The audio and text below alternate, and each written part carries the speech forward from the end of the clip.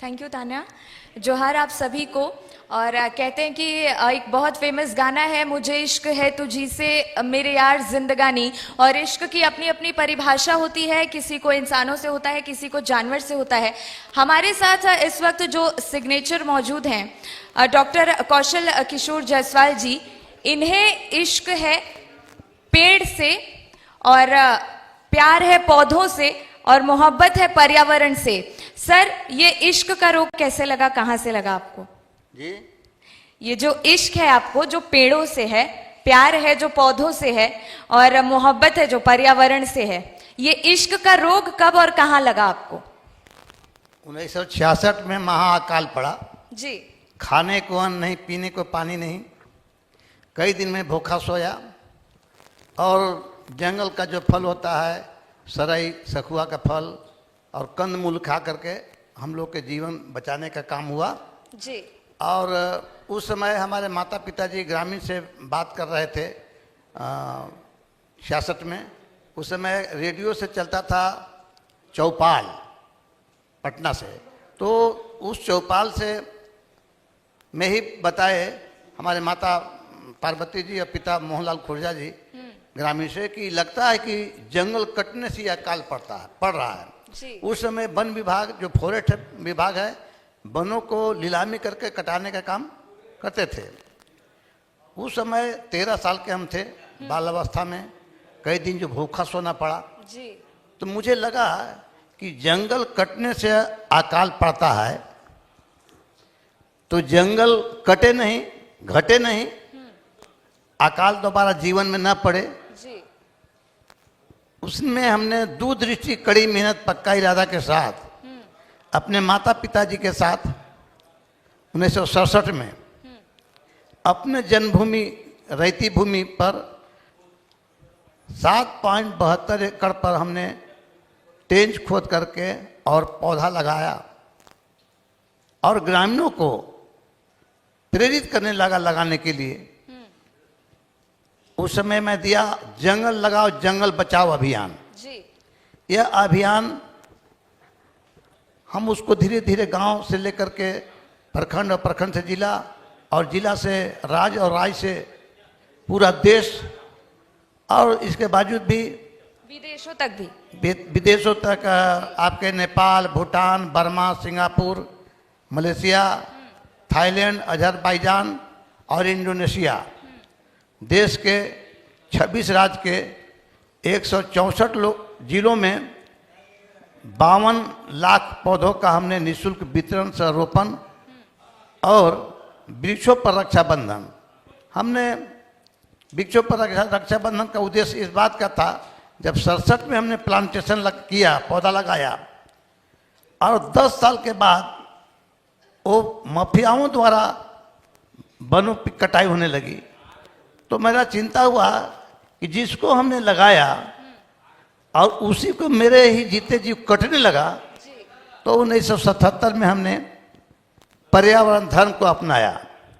उसी के तहत वन वृक्षों पर रक्षाबंधन का अभियान चलाया और इस अभियान के कारण कौन बनेगा करोड़पति और यूपीएससी के परीक्षा में पूछे जाते हैं tree man doctor Kaushal Kishore Jaiswal के जीवनी के बारे में प्रश्न। और 2008 में, मई 2008 में ANI न्यूज एजेंसी ने पूरी दुनिया को मेरे जीवनी के बारे में बताया और दिखाया। और 2022 में डीडी न्यूज दूरदर्शन जो है वो पूरे देश के लोगों को बताया ट्री मैन।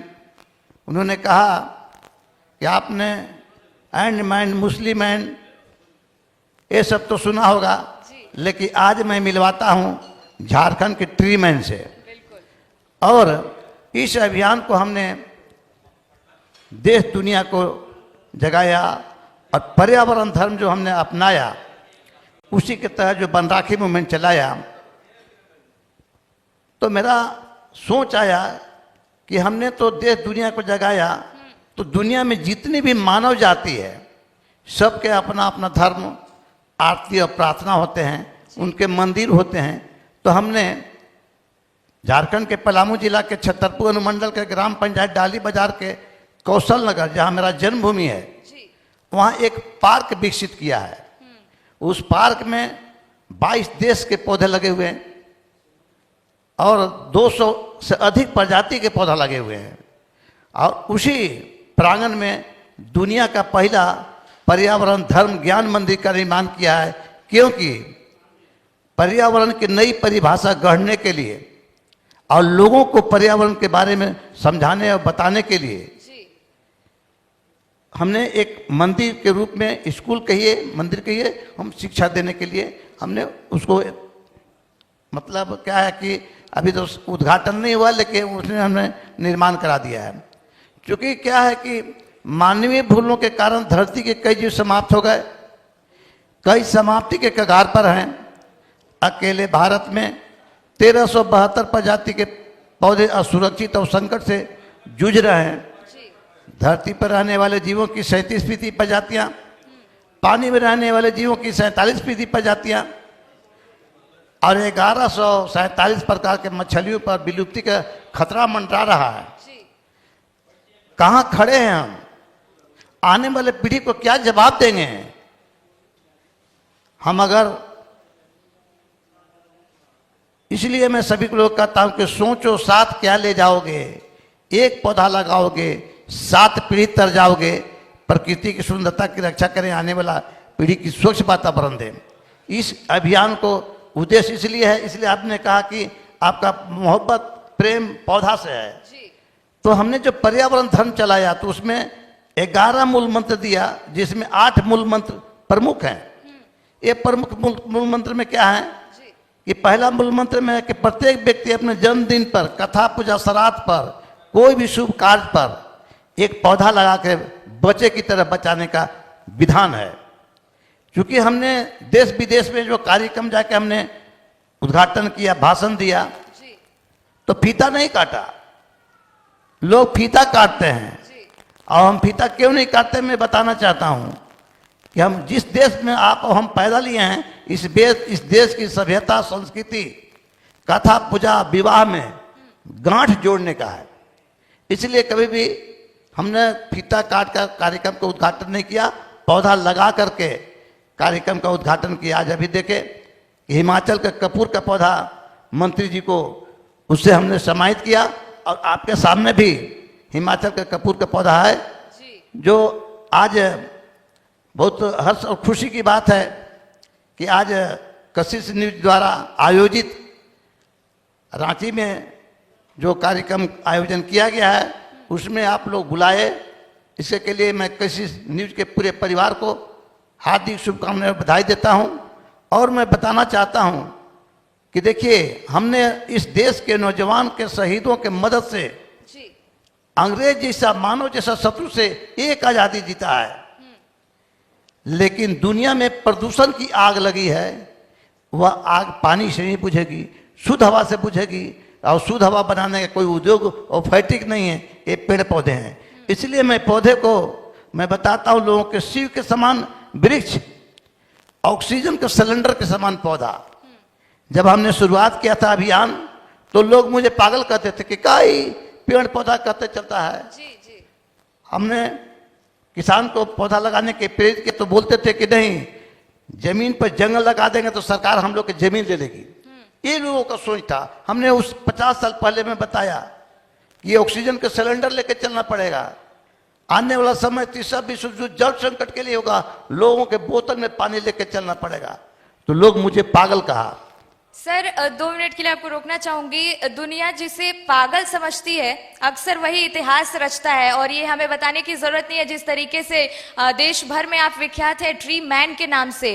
और आपका जो अभियान है, आपने पर्यावरण को ही अपना धर्म बना लिया है। इससे बड़ा प्रमाण और रिजल्ट नहीं चाहिए। और जिस तरीके से आपका जो अभियान है वो देश से लेकर विदेशों में भी अपनी डंका बजा रहा है। आगे और कितना टारगेट है, अपने टारगेट के और कितने नजदीक हैं आप? 58 साल में हमने 1967 से शुरू किया, 58 साल बीत गए तो हम अब तक 52 लाख निःशुल्क पौधा का वितरण किया और रोपण किया।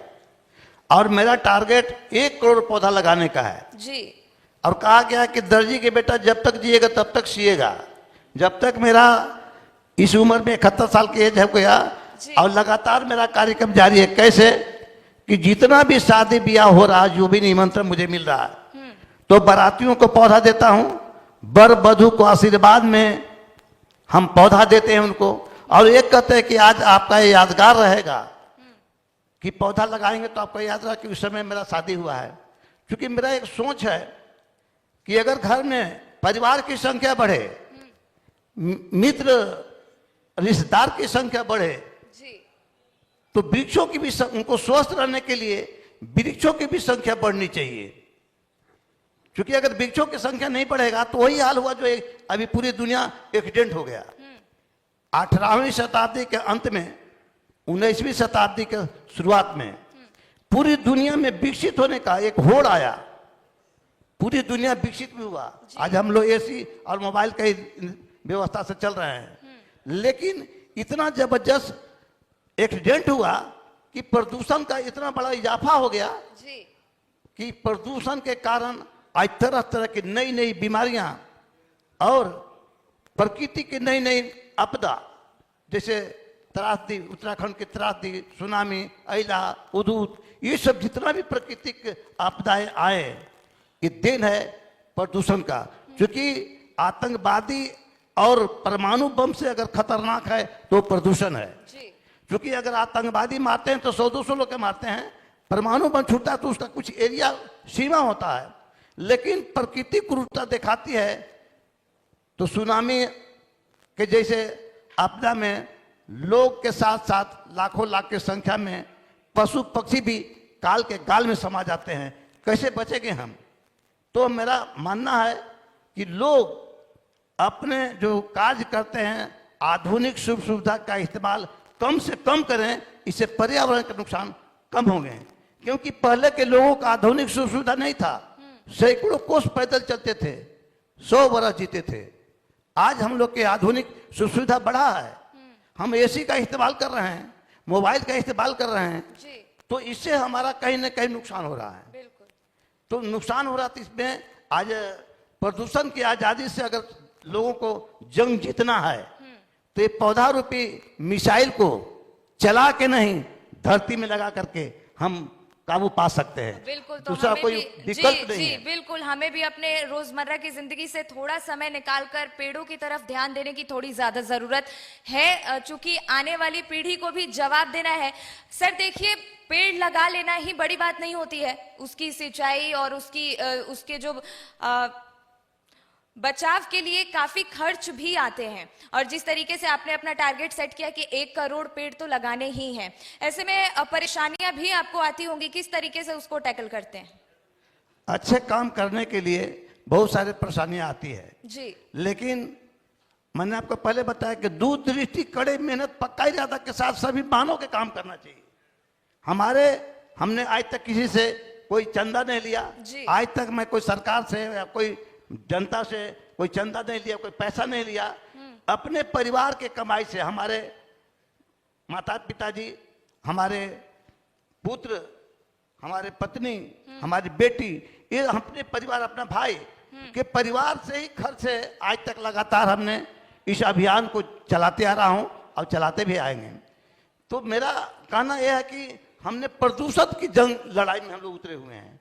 हम लोग प्रदूषण की, मेरा लड़ाई प्रदूषण से है। अब प्रदूषण की लड़ाई खत्म करने के लिए दुनिया का जितनी भी मानव जाति हैं और सभी लोग के पर्यावरण धर्म के 8 मूल मंत्र को अपनाना होगा। जैसे मैं आपको बताया कि पहला मूल मंत्र में है पर्यावरण धर्म का, प्रत्येक व्यक्ति अपने जन्म पर, कथा पूजा, श्राद्ध पर, कोई भी शुभ कार्य पर एक पौधा लगाने का। दूसरा जन, अगर कोई व्यक्ति अगर एक्सीडेंट हो गया, दुर्घटना हो गया है तो या भूखा है तो उसको जान बचाने का काम करना है। तीसरा जल को प्रदूषित होने से रोकना है और जल संग्रह करने की व्यवस्था करना है। तीसरा जमीन, धरती माँ को रासायनिक खाद डाल करके, फर्टिलाइजर डाल करके धरती माँ को शराबी नहीं बनाना है, उसमें गोबर खाद का इस्तेमाल करना है। और पांचवा जंगल को भाई को जल, वन वृक्षों के भाई को, वृक्षों को अपना भाई मान करके उस पर रक्षा बंधन करना है, क्योंकि वो जीवन रूपी भाई है। आप जो रक्षाबंधन के दिन आप भाई के कलाई पर राखी बांधते हैं तो किसी एक व्यक्ति का रक्षा की कामना करते हैं। जी लेकिन अगर वन में जो जंगल में जो वृक्ष है जी उस पर अगर रक्षाबंधन करते हैं तो जीवन रूपी भाई है, उस भाई ऐसा भाई है कि धरती और ब्रह्मांड के 84 लाख जोनी जीवों को रक्षा करते हैं। उस भाई को रोकना बहुत जरूरी है। और छठा मूल मंत्र में क्या है जी। कि जानवरों को भोजन देने का विधान है। जानवरों को वन प्राणियों को मार के भोजन करने का विधान नहीं, उनकी भोजन देने का विधान है। सातवां आठवां प्रकृति के कोई भी सातवां पक्षियों को अगर हम केवल नारियल लगाएंगे, बेल लगाएंगे, ताड़ खजूर लगाएंगे तो नारियल ऐसे भी कहा गया है कि बड़ा हुआ तो क्या हुआ, जैसे पेड़ खजूर पंछी को छाया नहीं, फल लगे अति दूर। तो ऐसे स्थिति में अगर, क्योंकि पशु पक्षी भी पर्यावरण के अंग हैं, अगर हम बर पीपर पाकड़ फुटकल अगर नहीं लगाएंगे तो पक्षी को भोजन नहीं मिलेगा। अब आठवां प्रकृति का सभी सजीव निर्जीव को जी रक्षा करने का विधान है।